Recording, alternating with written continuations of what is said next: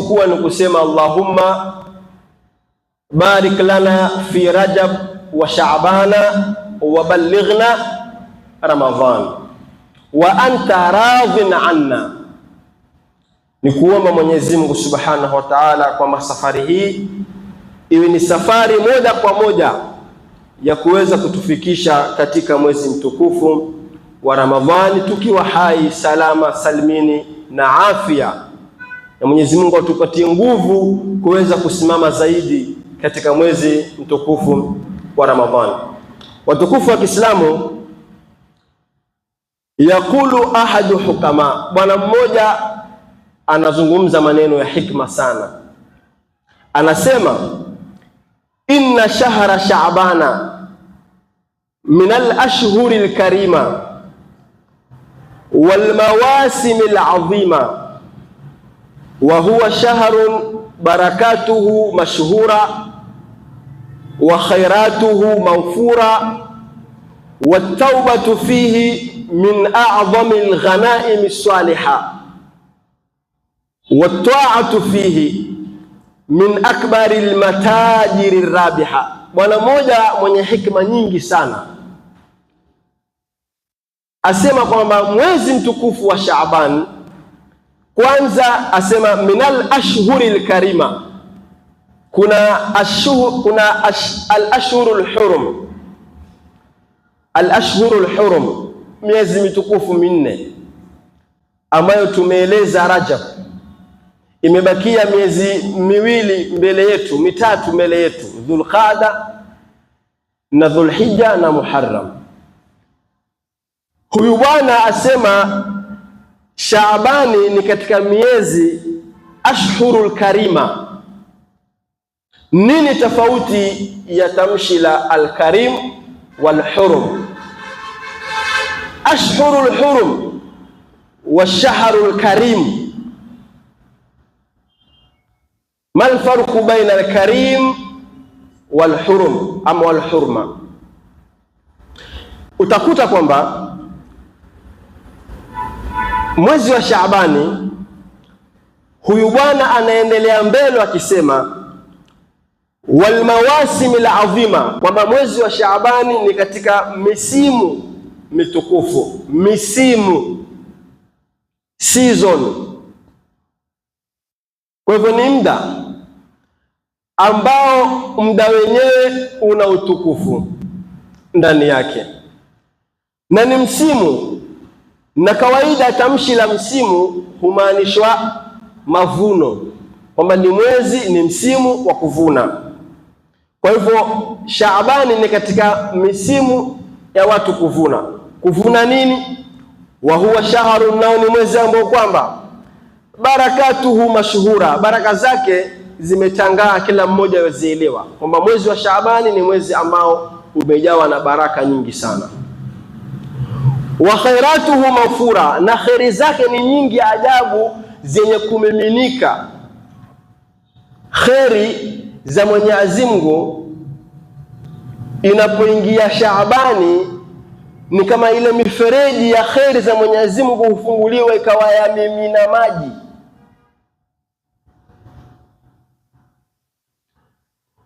Watawbatu fihi, na mwenye kutaka kutubia kwa Mwenyezi Mungu Subhanahu wa Ta'ala, basi toba ya ndani ya Shaabani min a'zami al-ghanaim as-salihah, ni katika ghanima mzuri sana. Wala haina maana kwamba ukitubia mwezi mwingine haupati, la, toba ya Shaabani ni tofauti na toba katika mwezi mwingine. Wa ta'atu fihi, na toa ndani ya Shaabani min akbari al-matajiri rabiha, ni miongoni mwa biashara zenye faida kubwa.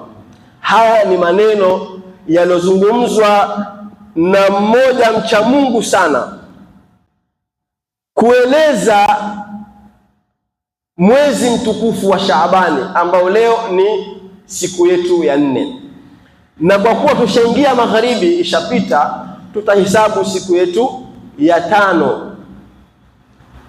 Na kila wakati huwa tuwauliza kwa nini siku katika Kiislamu inaanza magharibi na siku inaisha magharibi. Na kwa nini wazungu siku inaanza saa 6 na usiku unaisha saa 6?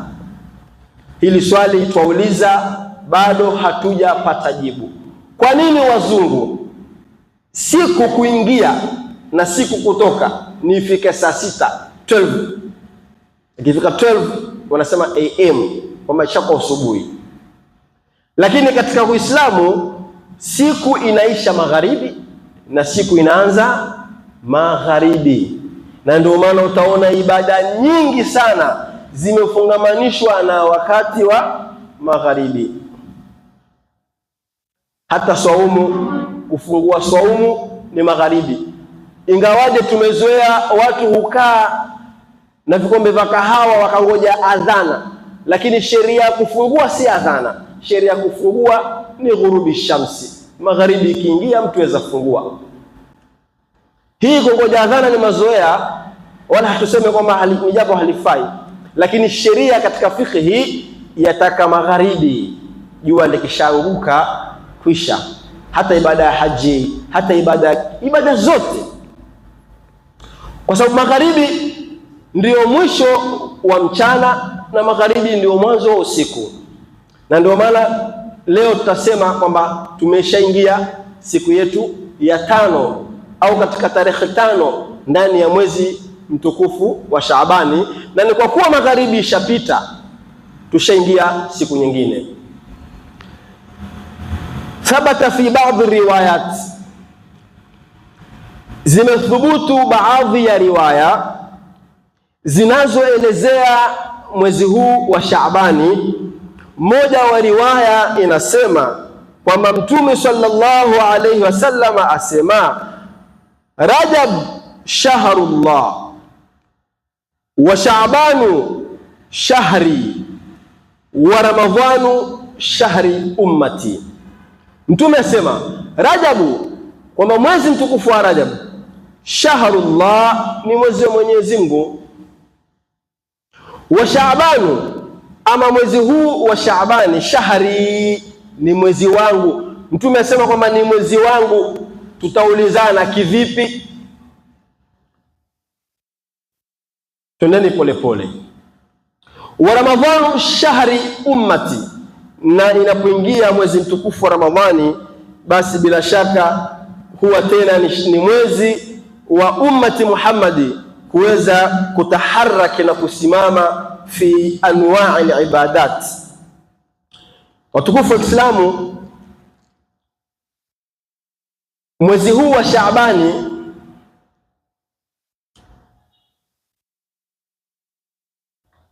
una mambo mengi sana ambayo yatakana tuzungumzishane. Mwezi huu wa Shaabani una matukio kadha wa kadha yenye kutukia katika ulimwengu wa Muislamu, ambayo ni haki yetu tukumbushane. Walakin kabla tuendelee mbali zaidi, twahitaji tufanye taarifi, mwezi wa Shaabani ni mwezi gani?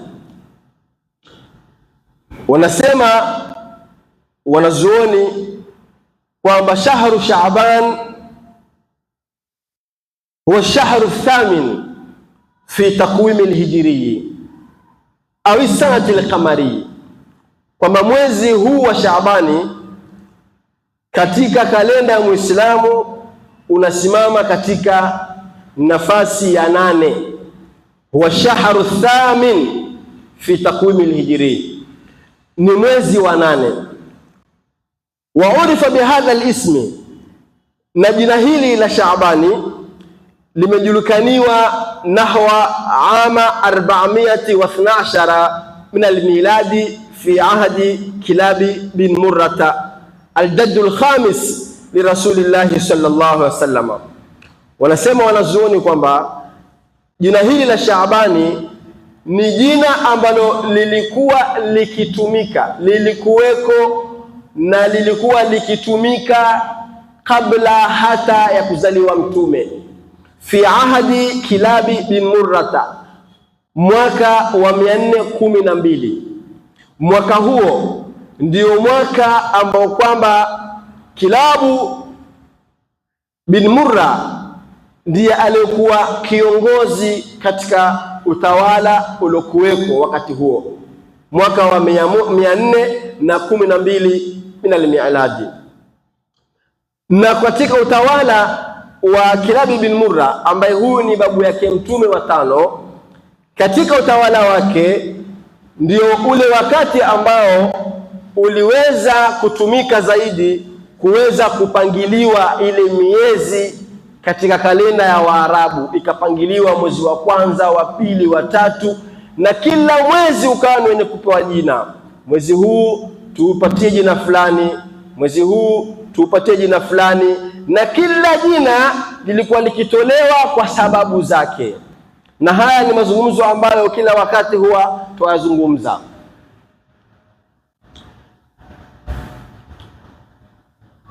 Wakadhalika fi sababi tasmiya, tukirudi kuangalia zile sababu ambazo zimepelekea mwezi huu wa Shaaban ukapewa jina hilo la Shaaban, wanasema fiha uddatu asbabin, kuna sababu kadha wa kadha ambazo wanazuoni wameenda kuzielezea kwamba ni miongoni mwa sababu zilizopelekea mwezi huu wa Shaabani kuitwa kwa jina hilo la Shaaban. Minha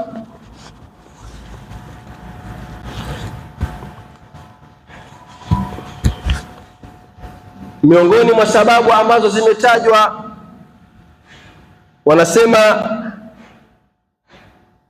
litashaubi alqabail alarabiyya waftiraquha lilharbi ba'da qu'udiha anha fi shahri Rajab haythu kanat muharramatun alaiha.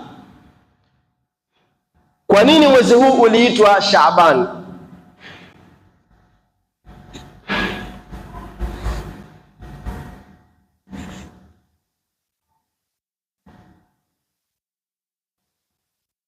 Miongoni mwa sababu ambazo wamezitaja, wanasema litashaubi alqabail alarabiyya. Nifungie hii, itulie hivi hapa, ile kando, ni kwa sababu ya msongamano uliokuweko katika makabila ya Waarabu. Walikuwa wakisongamana fil aswaqi, katika masoko, walitashaubihim fil hurbi, walikuwa wakisongamana katika mashambulizi. Yani zamani ilipokuwa ikiingia Rajab, kama namna tulipokuwa tukieleza kwamba Waarabu Rajab walikuwa wakisimamisha vita, na ni kwa sababu Rajab ni mwezi mtukufu kwa wao, na haya tuwazungumza ni kabla ya kuzaliwa Mtume. Sasa walikuwa wakijizuia vita, walikuwa wakizuia mashambulizi, walikuwa wakizuilia mavamizi, kulikuwa ni shwari, kulikuwa ni amani. Baada ya Rajab kumalizika, walikirudi tena uwanjani katika kupambana, litashaubihim, ndio ikaitwa shahru Shaaban, litashaubi qabail alarabiyati listidad alhurub, kwa ajili ya mapambano na mengineyo. Wakila, wengine wakasema sumia hakadha lianna alaraba kanu yatashaabuna fihi ay yutafarriquna litalabi almiyah, waqila tashaubihim fil gharat. Baadhi ya wengine waliozungumza wakasema kwamba mwezi huu wa Shaabani umeitwa kwa jina hili la Shaabani na ni kwa sababu yatafarrakuna litalabil miyah, yalikuwa makabila ya Waarabu wakipambanukana, yani wakitawanyika kuweza kuingia katika fi kulli al-awdiya, kuingia katika kila jangwa, wa fil gharat, na kila pango na kila shimo, litalabil miyahi, kwa ajili ya kutafuta maji. Ndugu Waislamu, hapa twayazungumza maisha yalokuweko miaka ya nyuma sana, miaka ambayo maji ya kutumia binadamu na maji ya kutumia kunywa wanyama yalikuwa yakitafutwa kwa tabu sana, katika majangwa, katika majabali, chini ya majabali, chini ya mapango, chini ya mashimo, walikuwa watu wakiingia kwa ajili ya kutafuta maji. Ndio maana miongoni mwa sababu jina mwezi huu kaitwa shahru Shaabana, kwamba ni mwezi ambao walikuwa watu wakitoka wakitapakaa kwa ajili ya kutafuta maji kwa matumizi yao pamoja na wanyama wao. Wakila, mwingine akasema la, sio hivyo, liannahu, mwezi huu wa Shaabani umeitwa kwa jina hilo, liannahu, kwa sababu shaaba ay dhahara baina shahrai Rajab wa Ramadhan, kwamba mwezi huu umeitwa shahru Shaaban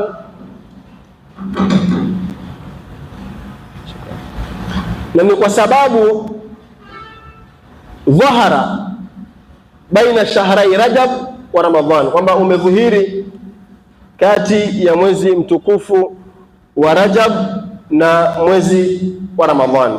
Wakila ghairu dhalika, ukirudi katika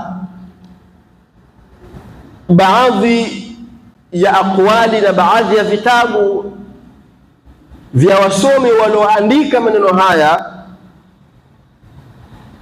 utakwenda kukuta tarehe kwa urefu sana, na zimetajwa sababu nyingi sana, sababu ambazo zilipelekea mwezi huu mtukufu wa Shaaban kuitwa kwa jina hilo la shahru Shaaban. Kadhalika ukarudi katika vio vyetu, vio kulia ama Islamic College, utakwenda kukuta mwanzoni mwa masomo ya kulia, miongoni mwa masomo wanaosomesha al-atharu al-madkhalu lil-athari al-islamiyya, wa kadhalika al-madkhalu fi siyasati al-islamiyya. Haya ni baadhi ya masomo ambayo yanasomeshwa katika kuliyatu dirasati al-islamiyya, hususan za humu mwetu nchini Kenya.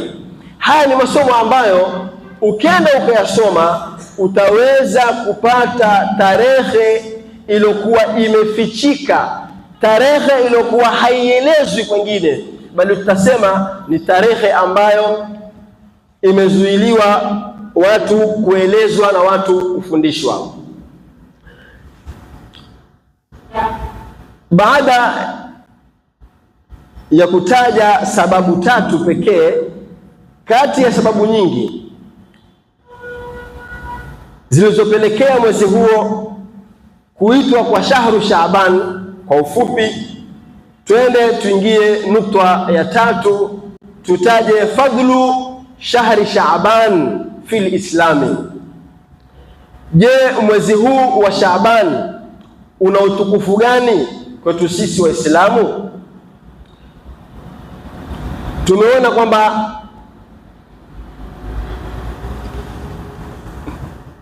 ni mwezi ambao utukufu wake tutamsoma Mtume sallallahu alayhi wa alihi wa sahbihi wasallam, Vipi mtume alikuwa katika mwezi huu wa Shaaban? Turudi tumsome mtume sallallahu alaihi wasallama amesema nini kuhusiana na mwezi huu mtukufu wa Shaaban. Katika hadithi iliyotajwa na Ummul Mu'minina Aisha binti Abi Bakr radhiyallahu ta'ala anha, asema kana Rasulullah sallallahu alayhi wasallam, alikuwa mtume mtukufu wa daraja, yasumu, zamani inapoingia miezi kama hii ya Shaaban, kana yasumu, mtume alikuwa akifunga sana, hata nakula, mpaka tukisema la yafturu, huyu hafungui, wa yafturu, na alikuwa akifungua, hata nakula, mpaka tukisema la yasumu, kwamba huyu hafungi tena. Fama raaitu rasulallahi, na Aisha asema, mke wa mtume asema, sijawepo muona mtume istakmala siyama shahr illa Ramadhan, sijamuona mtume akafunga mwezi mzima isipokuwa mwezi wa Ramadhani. Wama raaituhu, wala sijamuona mtume akthara siyaman minhu fi Shaaban, sijamuona mtume akifunga sana baada ya Ramadhani zaidi katika mwezi mtukufu wa Shaaban. Watukufu wa Islamu, kupitia hadithi hii ambayo utaikuta katika Sahihu al-Bukhari na kadhalika katika Sahihu Muslim, kwa ajili ya turidhishane, ili mtu aridhike kwamba haya tunayozungumza ni maneno yenye uhakika, lazima tumregeshe pahali ambapo ataridhika. Tumregeshe katika Sahihu al-Bukhari, katika hadithi hii ya nana Aisha radhiallahu ta'ala anha, hadithi ambayo yatupa ushahidi kwamba mtume sallallahu alaihi wasallama katika kutambua utukufu wa Shaabani alikuwa akifunga siku nyingi sana.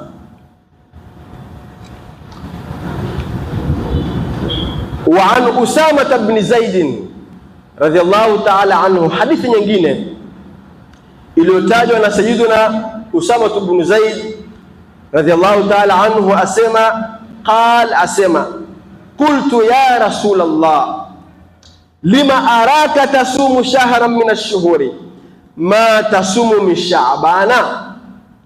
Sayyiduna Usama ibn Zaid alimwelekea mtume akawa anamuuliza, ya Rasulullah, ewe mtume Mwenyezi Mungu, lima araka, kwa nini nakuona, tasumu shahran min ash-shuhuri ma tasumu min Shaabana, unafunga sana katika mwezi mtukufu wa Shaaban, kwa nini nakuona kwamba ikifika Shaabani wafunga sana?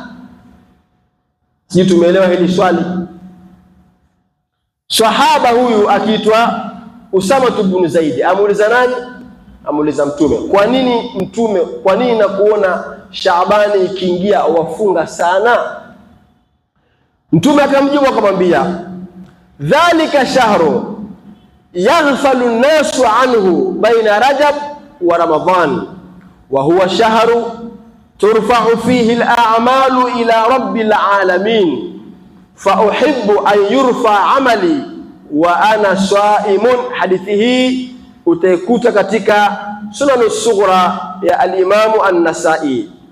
Hadithi hii imetajwa na Usama ibn Zaid akimuuliza mtume, kwa nini unafunga sana katika mwezi wa Shaabani? Kwa nini wafunga? Swali hili lina mafuhumi mara mbili au zaidi ya mara mbili. Mafuhumi ya kwanza ni mafuhumi yanayokubali kwamba mtume alikuwa akifunga sana katika Shaabani. Mafuhumi ya pili, sahaba atakujua kwa nini wafunga sana. Mtume akamwambia, sikiza jibu la mtume, amwambia dhalika shahru, mwezi wa Shaabani ni mwezi ambao kwamba yaghfalu nasu anhu, kwamba watu wanaghafilika sana na kusimama na ibada. Yaghfalu nasu anhu, kwamba watu wanajisahauzisha sana na kusimama na ibada katika mwezi mtukufu wa Shaabani. ile hali mwezi huo wa Shaabani, wa huwa shahru, nao ni mwezi ambao kwamba turfa'u fihi al-a'malu ila rabbil alamin, ndio mwezi pekee ambao Mola Subhanahu wa Ta'ala hukusanya matendo ya binadamu yote, yaliyo mazuri na yasiyo mazuri, yote hukusanywa yakarufaishwa, yani maana yake hisabu ikapelekwa.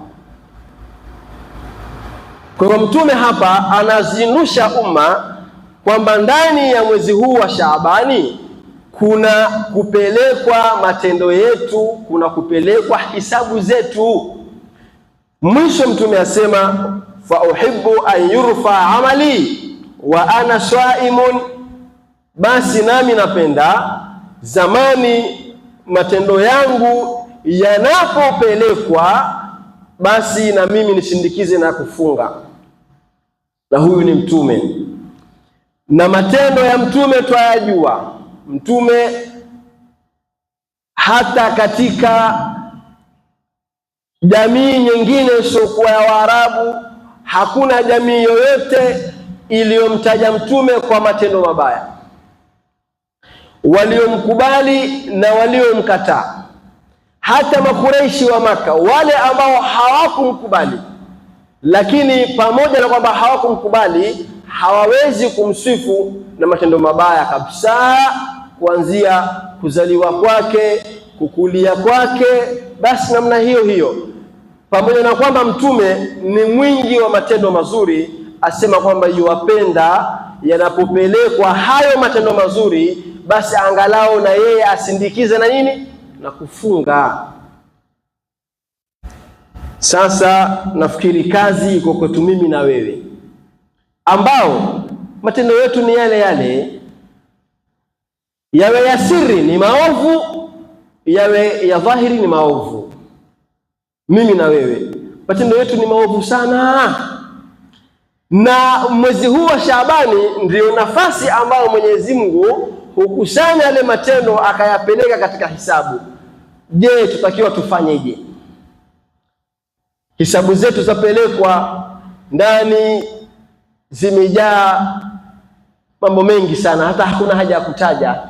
Hakuna haja ya kutaja. Ni maovu, mambo ni maovu, watu ni waovu. Na hatari zaidi ni watu ambao wamelivaa vazi la wema, lakini ndani yao ni uovu, na wao ni waovu watupu.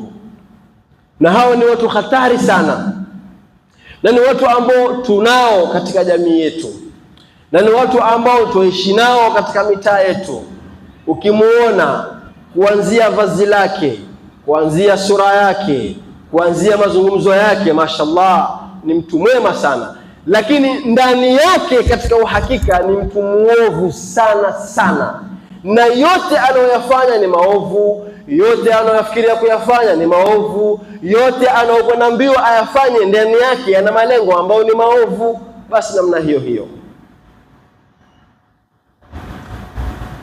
Sasa hii ni nafasi ambayo tunaweza tukaitumia, mimi na wewe, ndugu yangu Muislamu unayenisikia, ambao ni wingi wa maasi, ni wingi wa madhambi, na kuna tofauti kubwa sana kati ya maasi, na kuna tofauti kati ya maasi na dhambun. Ni mambo tofauti. Maasi ni tofauti, madhambi ni tofauti, fujur, uovu ni kitu tofauti. Lakini alhamdulillah tuna watu ambao wamejikusanyia, waovu ni wao, waovu ni wao, wabaya ni wao, wafanyaji maasi ni wao, wafanyaji madhambi, yani amejikusanya kila pahali. Kwenye madhambi yuko, kwenye maasi yupo. Nahitaji kutoa nafasi Waislamu watafakari ni tofauti gani iliyopo kati ya dhambi na maasi na maovu. Maovu ni yapi? Maasi ni yapi? Madhambi ni yapi? Kwa hivyo zamani ambapo yamekusanywa haya maovu yetu na madhambi yetu na maasi yetu, yamekusanywa, yanaregeshwa kwa Mwenyezi Mungu, yatakiwa sisi tuwe katika hali gani? Kwa maana kwamba Mtume sallallahu alaihi wasallama mema yake yanapoangatishwa alikuwa akifunga. Mtume alikuwa akifunga kuyasindikiza yale mema. Sisi yatakiwa tufanyeje kusindikiza maovu? Basi hii ni nafasi ambayo tuitumie kuomba msamaha kwa Mwenyezi Mungu. Ni nafasi tuitumie tutubie kwa Mwenyezi Mungu, na kuna tofauti vile vile ya kutubia na kuomba msamaha. Kuna kutubia na kuna istighfar, istaghfir dhanbika, mtake msamaha Mola wako, na kuna tubu ila rabbika, na kuna kutubia. Kuomba msamaha ni kupi, kutubia na kupi?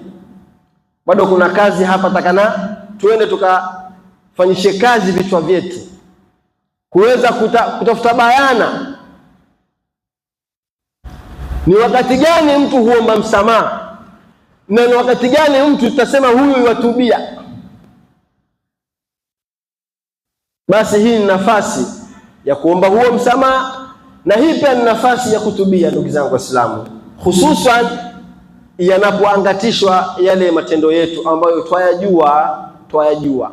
Kila mmoja yajua yale anayoyafanya. Kwa hivyo Mtume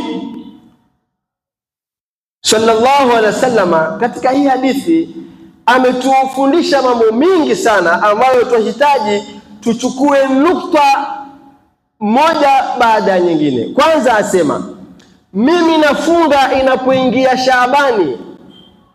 Ameulizwa, mbona unafunga sana Shaabani? Akasema, dhalika shahrun, nafunga mimi katika Shaabani kwa sababu yaghfalu nasu anhu, kwamba watu wameghafilika, watu wamejisahau, watu wamezubaa, watu wamedanganyika. Anatuambia al-Imam al-Hafidh Ibn Rajab al-Hanbali rahmatullahi ta'ala alayhi, asema, wa fi hadha al-hadithi fawaidun, katika hii hadithi kuna faida nyingi sana. Akawa azitaja, asema, minha, miongoni mwa faida katika hadithi hii, annahu, kwamba Shaabani shahru, ni mwezi ambao kwamba yaghfalu nasu anhu, watu wanaghafilika nao juu ya kufanyaje, juu ya kusimamisha ibada. Kisha anasema, wa fi ihya'i alwaqti almaghful anhu, na kuupatiliza wakati ambao watu wamesahau. Kuna kitu chaitwa ihya'u alwaqti almaghful anhu. Alwaqtu almaghful, kwanza kuna alwaqtu almaghful na kuna ihya'u alwaqti almaghful. Kwanza kuna kipindi ambacho kinampitia mwanadamu yoyote. Hicho kipindi wanasomi wa falsafa na wasomi wa saikolojia, kipindi hicho wanakiita alwaqtul maghful, wakati ambao umeghafilika. Haya, kwa mfano, wakati ambao watu wako mbioni wanajenga, wewe uko wapi? Tutasema kwa mfano, wakati watu wako mbio wanashika maploti, wewe hujashika ploti. Kwa hivyo kuna alwaqtul maghfuli, kuna kile kipindi ambacho humpitia mtu akawa amezubaa kulifanya jambo ambalo wenzake wanalifanya la faida. Si tumeelewana hapa? Tumeelewana hapa, mzee kijana? Alwaqtul maghfuli ni upi? Ni wakati ambao unampitia mtu akawa amezubaa kulifanya jambo ambalo wenzake wanalifanya lenye faida. Tumeelewana? Na kuna sababu nyingi zimetajwa, kuna sababu chungu mzima kwa nini mtu akapitwa na wakati, kwa nini mtu akapitwa na jambo. Sababu ziko. Tumesema mfano, ulikuwa wapi watu wakishika ploti, tutasema kwako siko hapa. Tutasema wakati ule sikujaliwa. Na ziko sababu zingine, lakini alhasili tunataka tukubali kwamba kuna kipindi ambacho wasomi wanakiita alwaqtul maghful, wakati ambao mtu ameghafilika ama yuaghafilika kulifanya jambo ambalo wenzake wanalifanya lenye manufaa na faida. Wakati watu wajenga, wakati watu washika maploti, na wewe shika ploti. Wakati watu wajenga, na wewe jenga. Watu wamevamia shamba kule, wanaitwa squatter, sio? Watu squatter wamevamia, wamegrab maploti kule kwa Bulo, kule Kashani, kule Junda, kule sijui wapi. Watu wameingia katika shamba la mtu ambaye haonekani. Shamba liko hapo miaka karibu 150 yaelekea, limepigwa geti, lakini halionekani kulimwa, halionekani kuchungwa, wala hakuna mtu anashughulika. Watu wakaingia wakashika ploti, na wewe ingia shika. Watu wajenga, na wewe jenga. Kwa sababu usipofanya hivyo utakuwa ni alwaqtul maghful anhu, itakuwa ni wakati ambao umekupita. Watu wanaifanya jambo la kuwasaidia na manufaa, wewe limekupita lile jambo. Basi mifano ni mingi sana, lakini sasa lengo letu sisi ambalo tulikusudia ni nini? Ni alwaqtul maghful anhu bitaa, ni mtu kupitwa na wakati bila kufanya ibada. Kuanzia alfajiri, watu walipoamka wakajiandaa kutoka kwenda makazini na vibaruani mpaka jua limekutwa, huo wakati wote umekupita, ni dhahabu sana. Je, kuna sehemu katika huo wakati umekaa ukafanya ibada? Ndio makusudio. Ihya'il waqti al-maghful anhu bitaa, kuhuisha wakati ambao watu wamesahau. Watu wako makazi, watu wako mbioni, wako makazini, biasharani, masokoni, wewe uko pahali wafanya ibada, itakuwa umewapita katika lile jambo. Kwa hivyo hapa miongoni mwa mambo ambayo tuwapata, wanasema wanazuoni, jambo la pili, ayakuna akhfa wa ikhfa'u an-nawafili wa israruha afdala, la siyama as-siyama, fa innahu sirrun baina al-'abdi wa rabbih. Mbele wanasema miongoni mwa faida ambazo tuzipata katika hadithi hii ni kwamba wakati ambapo utafanya ibada, wakati ambapo watu wameghafilika, mathalan katika hii Shaabani si watu wengi wanaofunga. Sasa wewe ukawa umepata ile tanbihi kwamba huu ni mwezi atakiwa nisimame na kufunga zaidi. Wanasema ulama, kufunga kule kutakuwa ni kwa siri sana, kwa sababu inapoingia Ramadhani kila mmoja huwa amefunga. Inapoingia Ramadhani huwa si siri tena, kila mtu amefunga, na hata yule ambaye hakufunga huwa ni siri kwake. Lakini katika mwezi kama huu ambao ni malamtana, ukawa wewe ukajifunga na kufunga, ile saumu yako ni ya siri, kwa maana umeifunga kipindi ambacho watu wameghafilika kufanyaje? Kufunga. Sasa katika nukta ambayo twataraji kusimama nayo katika muda uliobakia ni kuangazia faida za ibada ya mtu anaofanya kwa siri, faida ambazo anazipata mtu katika ibada anayoifanya kwa siri. Anayefunga kwa siri, anayetoa kwa siri, anayefanya kwa siri, anayesaidia kwa siri bila kujitangaza, bila kujionesha. Mwanachuoni mwenye ilmu anayesomesha kwa ikhlasi, ndio maana ya sirrul qalbi, kupata faida gani? Tajiri anayesaidia maskini, wajane, watu ambao hawajiwezi, tajiri anayewasaidia kwa siri, kupata faida gani? Mtu anayesimama usiku akaswali usiku peke yako, shekhe, ndani ya nyumba yako, watu wamelala, familia yako wamelala, majirani wamelala, watu wote wamelala, ikawa wewe uko macho wakati ule, ndugu yangu Muislamu, waswali, waomba dua, wasoma Qur'ani, waleta dhikri kwa siri, faida yake ni kubwa na miujiza yake ni miujiza mikubwa sana. Na wengi waliofaulu ambao leo tunaona kama ni watu waliofaulu, kuanzia mitume, maswahaba, watu wema, wazee wetu, wengi waliofaulu kwa Mwenyezi Mungu utakuta ni wale ambao walikuwa na ibada za siri wakizifanya. Mfano ambao tutatoa ni mfano ambao umetolewa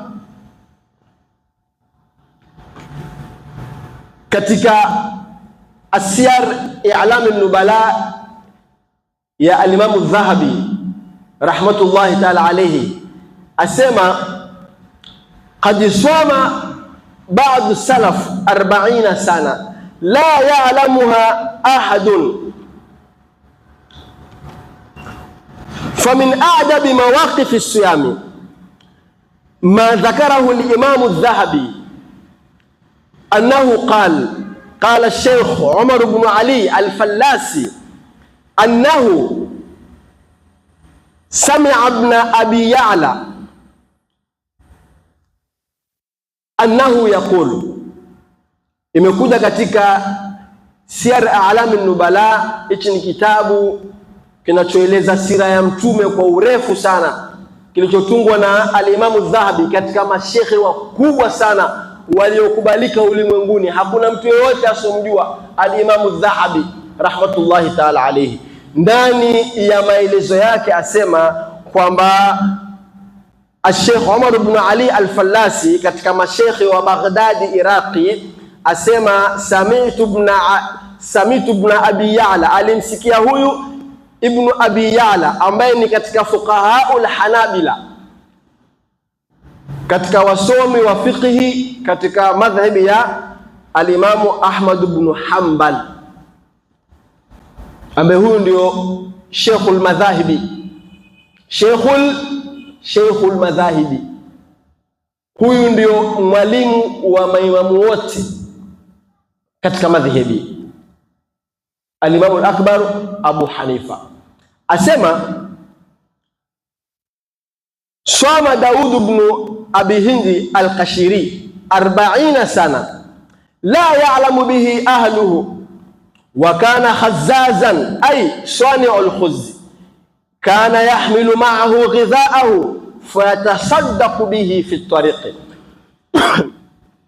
Kuna bwana mmoja akiitwa Daud ibn Abi Hindi al-Qashiri, katika mawali, watu wa Mungu, wacha Mungu katika nchi ya Baghdad, katika mji wa Baghdad katika nchi ya Iraq. Na tukisema Iraq hatuwezi kuielewa kwa sababu ni Iraq ambayo imevunjwa, ni Iraq ambayo imebomolewa, ni Iraq ambayo imeharibiwa utawala wake, ni Iraq ambayo imeangushwa dola yake, ni Iraq ambayo imefilisika, ni Iraq ambayo haina wasomi. Tukisema Iraq twaitaja Iraq ile ambayo kwamba ndio iliyokuwa nguzo kubwa ya wasomi. Ndugu zangu Waislamu, nataka leo niwaambie, na baada ya kuambia twendeni tukafanye majaribio, tukafanye search, wasomi wingi wa dini ni wale waliotokana na Iraq. Wasomi ambao leo Uislamu wategemea ni masheikh kutoka wapi? Kutoka Iraq. Iraq ile ambao ilikuwa ndio baladul ilmi, mji wa elimu uliofutahiwa na Sayyiduna Ali ibn Abi Talib radhiallahu ta'ala anhu. Asema kwamba huyu bwana swama 40 sana. Sikiza vizuri, swama 40 sana la ya'lamu bihi ahluhu. Huyu bwana amefunga saumu miaka 40, miaka 40, la ya'lamu bihi ahluhu.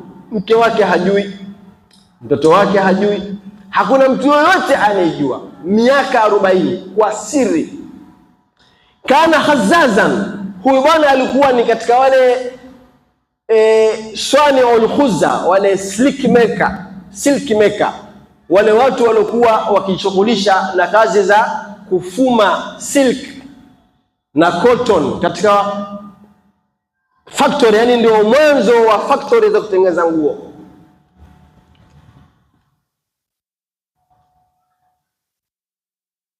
Leo tumezubaa na Amerika, tumezubaa na India, tumezubaa na Japani, tumezubaa na Uturuki, na tumeaminishwa kwamba viwanda vya nguo ulimwenguni viko kule. Hata katika shule zetu tukisoma, wanatusomesha, wanatuambia kiwanda kikubwa cha kutengeneza nguo ulimwenguni kiko Bangladesh kule skuli.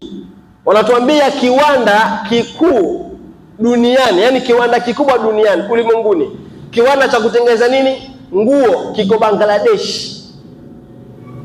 Lakini tutawaambia kwamba asili ya kiwanda cha kutengeneza nguo, asili ya pamba kulimwa, zikavunwa, zikatiwa kiwandani mpaka zikageuka kitambara na silk na vinginevyo, asili yake ni Iraq. Asili yake ni wapi? Ni Iraq. Huyu bwana alikuwa akifanya kazi katika kiwanda cha kutengeneza nguo. Kana yakhruju ma'ahu au yahmilu ma'ahu ghidhaahu, atoka nyumbani huyu bwana amebebeshwa chakula. Bwana, chakula hiki kwenye kikapu, ukifika kazini utakula chai yako, utakula mchana. Huyu bwana anatoka nyumbani na kapu lake na chakula, anaenda wapi? Kazini. Bali huwa yatasaddaqu bihi fi tariki, yeye kumbe hupita sehemu kwa watu maskini, watu wanaohitajia, akenda kule akawa ni mwenye kutosadaka. Wa huwa yasumu, yeye akawa amefunga.